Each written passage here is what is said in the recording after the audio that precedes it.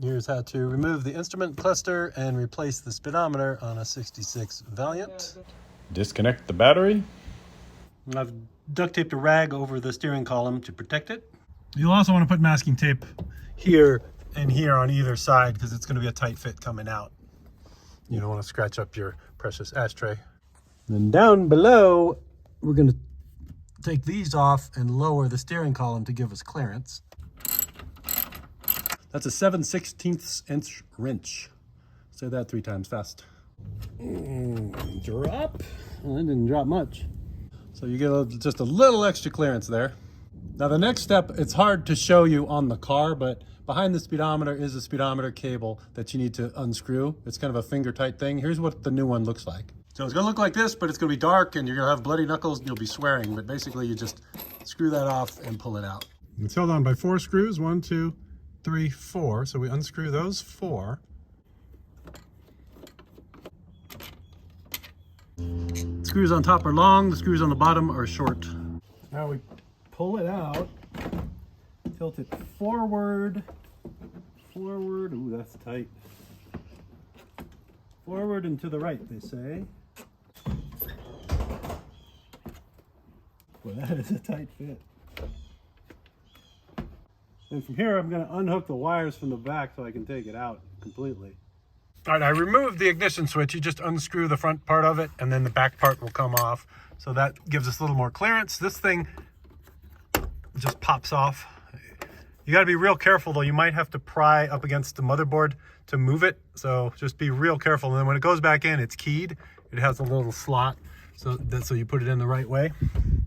I have the car in low gear and my foot on the brake. Probably should have blocked it up. But in order to get enough clearance to move this thing out, I had to do that. And then there's 2 more wires down here with bolts. They need to come off. And this red one is super tight. So I can't really move it anymore until I take those off.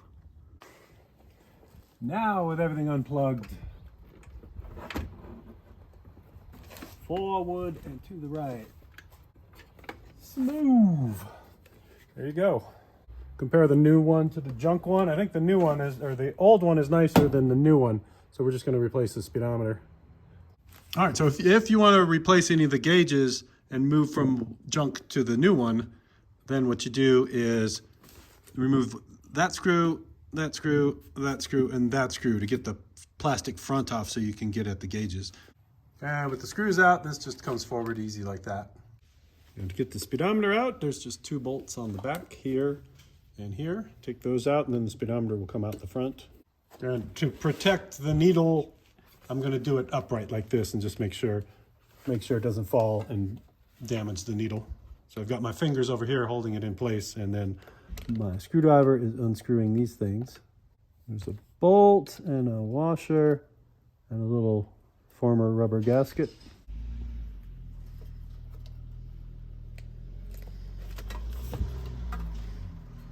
Just gently take that out. This is the bad one, so I don't actually care about it, but that was good practice. And if you want to lower your mileage, here's where you do that.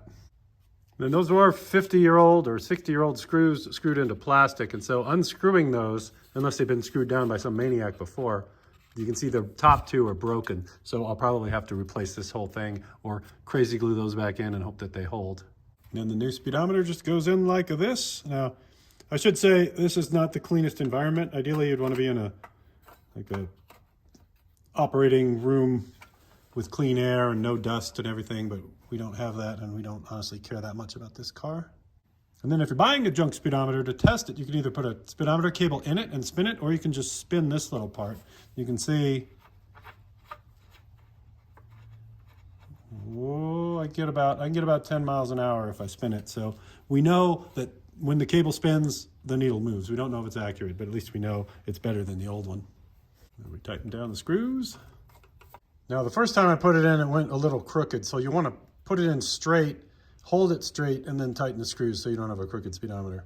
And then before we put this on, it's a good idea to make sure the inside of it's clean. You didn't leave any fingerprints or anything in there, because this is your last chance before it goes back in. And when everything's as clean as it's going to be, just put the face back on, flip it, and then we're going to gently put those 4 screws in because it's 50-year-old plastic that we're screwing into.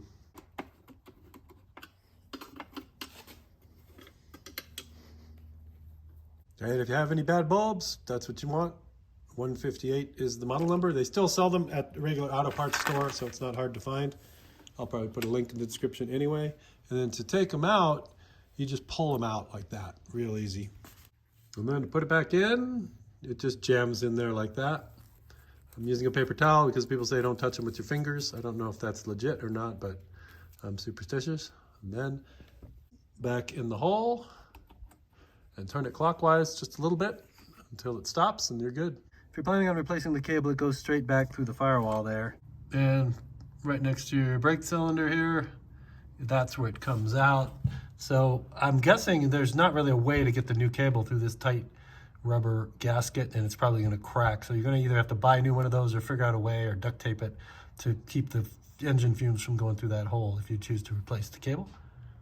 Then under the car, behind the leaky transmission, just on the side, this is on the driver's side on the back of the transmission. That's where it's plugged in.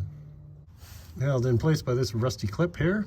So we asked a mechanic if we should oil the speedometer or oil the speedometer cable, and he suggested wet graphite film lubricant. You don't want to lubricate the actual speedometer mechanism, but you do want to spray some of this on the cable. So I'm going to spray it on one end and let it filter down, and then spray it on the other end and let it filter down, and hopefully get good coverage that way. All right, so we're going to gently pull it out here and see if we do any damage. So we may actually be able to reuse that. It didn't rip when we pulled that big fat thing out of it. Now you can see I'm wiggling the cable and it goes over that bar. That I think is the throttle linkage or some kind of linkage, maybe the transmission linkage right there. The cable's going to go behind it and behind that other line there. That looks like a brake line. The top side of the cable is thin and then the bottom side is fat. So you want to run it from the bottom up to the top, and then when you're pulling your old cable out, pull it out from the bottom and guide it past the rusty brake lines so that you don't damage anything, because the nut on the bottom is too big to come up. There's the new cable. It was just too tight for me to show you taking the old cable out, but I used a slip joint plier to tighten that up good and tight on the bottom, and I clipped it into the ancient rusty clip. All right, I've taped the end of it to try and keep it clean, and we're just going to shove it through the hole, hopefully not wreck it. So we got it in low gear, we got the wheels blocked up, sliding in back and to the left, and then just plugging in the top plug. It's a terrible angle for you to learn anything, but basically the top plug has a key on it, and you can kind of see from the side where there are gaps where there aren't any receivers for these. So you just guide it in there, and then there's nut and bolt. The red one is on the left, the black one is on the right. And then your speedometer cable will do from the back after it's in.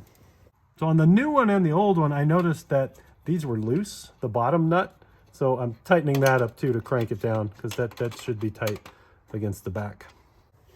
And the ignition, I'm going to put back in as well. Ignition goes in. You just put that in from the front and spin it. Easy car to steal. We peel off the protective layer of duct tape on both sides. And then the 4 screws, 1, 2, 3, 4 of the apocalypse, and we test it out. All right, now we hook the cable up to the speedometer. You can see it there. There's zero room down here to show you, but what you want to be aware of the wires. Make sure you're not under the wires or over the wires. I've put it over all of the wiring that's indigenous to the car, so it's not pushing the wires up or putting pressure on any electrical stuff, and it's just going to pop right on there. So while I was under the dashboard reconnecting the cable, it doesn't want to go in the hole unless it's perfectly aligned, but you can turn it clockwise. So you just have to turn it, see if it'll go on, turn it, see if it'll go in, turn it until you get into the perfect position. And there's no way to really see down there. You're pretty much working blind, but so you just turn it. If it goes in the hole, you're good. Doesn't, turn it and just keep going around in a circle until it seats, and then screw it down. Now we can remove our protective towelette. Now we put the steering wheel brace back on. The little hook goes towards the engine into that groove like that. And then put the negative terminal back on and go for a ride. All right, test run.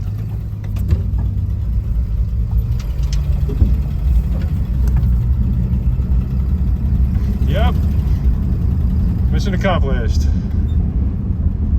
Oh, bump. Ah! All right. Hey. Maybe do shock absorbers next.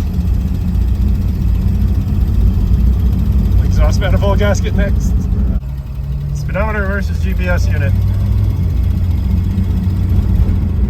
Let's hold her steady. 24, 24, 27. So yeah, I think it syncs up with GPS. Accelerate. Oh, here comes one of those dips. There's a dip up ahead. 30, Look out. oh, there's a dip. All right. So yeah, verified by satellites in the sky. GPS says we did a good job.